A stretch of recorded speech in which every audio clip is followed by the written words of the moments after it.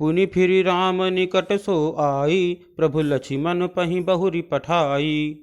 लक्ष्मण कहा तो ही सो बरई, जो तृण तोरी लाज परिहरई। अर्थात वह लौटकर फिर श्री राम जी के पास आई। प्रभु ने फिर उसे लक्ष्मण जी के पास भेज दिया।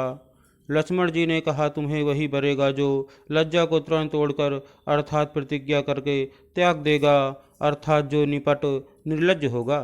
तब खिसी आनी राम पहि गई, रूप भयंकर प्रगटत भई।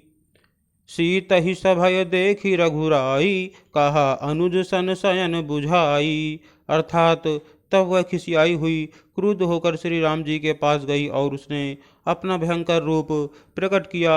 सीता जी को भयभीत देखकर श्री रघुनाथ जी ने लक्ष्मण जी को इशारा देकर कहा, लक्ष्मण अति लाघव सो नाक कान बिनु कीन्ही, ताके कर रावण कहाँ मनो चुनौती दीन्ही। अर्थात लक्ष्मण जी ने बड़ी फुर्ती से उसको बिना नाक कान की कर दिया, मानो उसके हाथ रावण को चुनौती दी हो। नाक कान बिनु भई बिकरारा, जनु स्त्रव शैल गेरु कै धारा।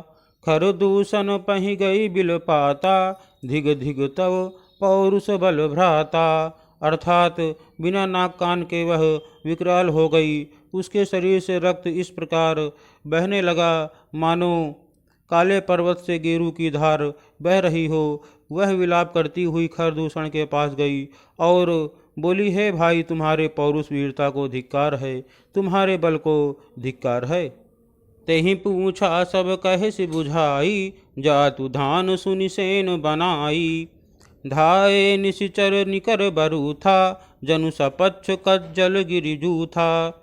अर्थात उन्होंने पूछा तब शूर्पणखा ने सब समझाकर कहा। सब सुनकर राक्षसों ने सेना तैयार की। राक्षस समूह झुंड के झुंड दौड़े, मानो पंखधारी काजल के पर्वतों का झुंड हो।